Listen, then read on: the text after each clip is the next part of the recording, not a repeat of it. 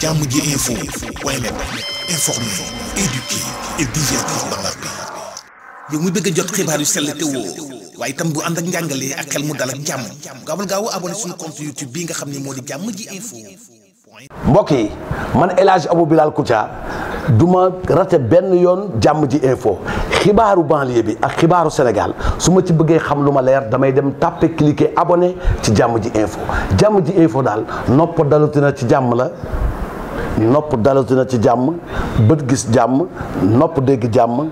gémmiñ wax jàmm ci Jammji info nga koy amee abonné leen pour xam lan mooy xew ci seen réew ci jàmm fitna sax dañ koy nëbb jàmmal ko ba ñëpp am jàmm. Racine Ba, directeur général de la Haute Autorité du Waqf.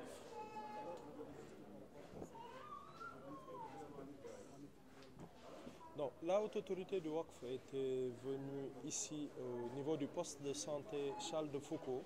de Baobab pour procéder à une remise de dons en nature et en numéraire pour apporter son soutien à ce poste de santé qui accueille non seulement les populations de Baobab, mais de divers horizons, en particulier de la banlieue, d'après ce qui nous a été indiqué à l'occasion de cette visite que nous avons menée avec la sœur et l'équipe qui travaille ici au niveau du poste de santé. Donc c'est une action que nous menons dans plusieurs postes de santé. Nous avons fait hier au poste de santé Cheikh Aboubacar Meng de Mermoz. Nous l'avons fait il y a moins d'1 mois au niveau du poste de santé de Sagata Guet à Louga. Pas longtemps également, nous avons mené d'autres types d'actions, mais en faveur d'instituts scolaires où des enfants atteints d'handicap sont accueillis. Et donc ça entre en droite ligne dans les missions de la Haute Autorité du Waqf qui lui sont assignées par l'État du Sénégal. Est-ce que ce geste sera perpétué? Tout à fait, ce geste sera perpétué. Il faut le rappeler pour la même action qui a été menée hier au niveau du poste de santé de Mermoz.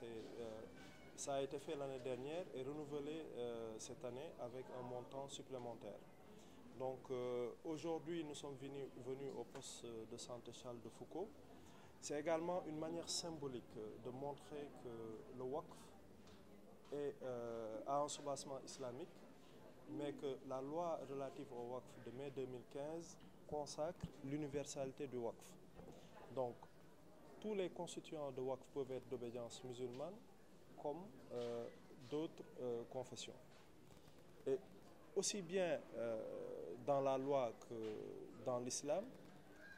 les bénéficiaires du Waqf peuvent être musulmans comme non musulmans. Et ceci était important pour nous, à travers les actions sociales que nous menons, qu'une structure de cette nature puisse être bénéficiaire. C'est tout le sens également de notre venue ici cette année. Et nous comptons perpétuer cet acte-là, parce qu'il faut le rappeler, c'est du Sadahatul Jariya, c'est de l'aumône durable. Et donc, les actions doivent être perpétuées. C'est le sens du Waqf. waaw tey dafa amoon solo lool ñu ñëw fii nii ci poste de santé Charles de Foucauld bu Baobab pour indi suñu contribution maanaam ci wàllum xaalis ak ci wàllum équipement pour maladie ay pansement ak yeneen loolu lu am solo la ndax loo xamante ne dañ ko yàgg di def nañ ko fële ca Sagata Guet ca Louga def ko démb ca Mermoz ci poste de santé bi Cheikh Aboubacar Meng def ko tey fii nii ci Charles de Foucauld. Charles de Foucauld nag dafa particulier parce que ay sœurs ñoo ko yore te may fàttali ne Sadahatul Jariya maanaam le Waqf que nous faisons a une particularité qui est son universalité maanaam pour ñëpp la ndax nag ca loi bi nga xamante ne moom lañ voté Assemblée nationale dafa wax ne Waqf nga doon jullit wala nga bañ a doon jullit nekk ci beneen xeetu diine mën nga def Waqf waaye rawatina également ci ñi nga xamante ne ñoom ñoo ko nañ ko jagleel maanaam néew ji doole donc waxuñ jullit waxuñ nga doon catholique wala nga doon leneen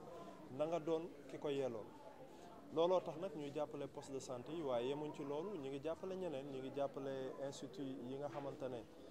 ay institut scolaire yoo xamante ne dañuy accueillir ay xale yoo xamante ne ay jërim lañ wala ay almoodu lañ yu mel noonu di leen jàppale di leen taxaw looloo tax a jóg waqf ndax niñ ko defee ci daara yi ndax samedi bële rek président ci journée nationale des daara waxoon na projet waqf seeni daara mooy projet bi nga xamante ne moo jël couverture maladie bu xale yi nga xamante ne ñoo nekk ci daara yi maanaam suñu feebaree wala ñu dem ci war a faju wala war a jënd ay garab ñu woyofal leen ko maanaam xaaj mi wala lu as néew nañuy fay ci suñu demee pour faju ji mu di lu am solo ñu gën ko yaatal.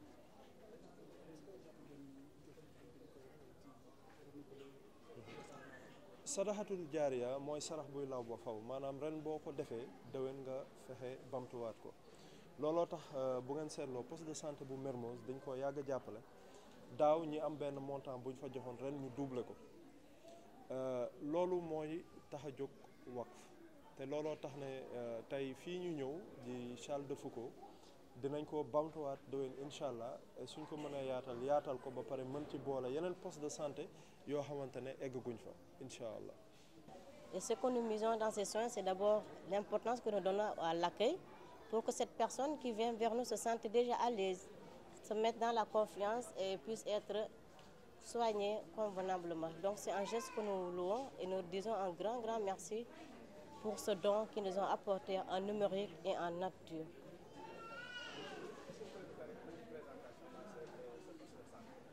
Donc ce poste de santé de Charles de Foucauld a été créé en 1959, qui a été géré toujours par des religieuses. Donc nous avons un personnel laïque et une sœur qui est toujours responsable de cette structure qui travaille ici. Donc comme je l'ai dit, c'est des couches vulnérables que nous accueillons et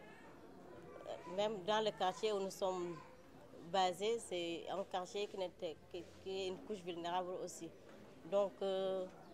c'est dans ce sens que nous déployons nos soins, que nous offrons gratuitement ces soins à toute cette couche qui nous vient de l'extérieur et de ce quartier Baobab et pyrotechnique aussi. En tout cas, nous sommes DG de la haute autorité de WAC pour geste bu ma def tey ndax li lu rëy la ci ñun xaaruñu ko woon mais war nañu ne que bokk nañ ci structure bi nekkul seulement pour les musulmans mais tamit pour catholiques yi parce que ñu ci faju si du chrétien ni kese ñëpp lañ ci ubbi poste bi dañ ko ubbi pour ñëpp ñu képp ku bëgg a faju rek boo ñëwee ci poste bi dañ lay faj ci anam ju wel. Jàmm ji info point net informer, éduquer et divertir dans la paix. yow muy bëgg a jot xibaar yu sell te woo waaye itam bu ànd ak njàngalee ak xel mu dal ak jàmm gaaw abonné suñu compte YouTube bii nga xam ne moo di Jàmm ji info. mbokk yi man El Hadj Abou Bilal Koutia du ma rate benn yoon Jàmm ji info xibaaru banlieue bi ak xibaaru Sénégal su ma ci bëggee xam lu ma leer damay dem tàppe cliquer abonné ci Jàmm ji info Jàmm ji info daal nopp dalutina ci jàmm la. nopp dalatina ci jàmm bët gis jàmm nopp dégg jàmm gémmiñ wax jàmm ci Jàmm ji info ko koy amee abonné leen pour xam lan mooy xew ci seen réew ci jàmm fitna sax dañ koy nëbb jàmmal ko ba ñëpp am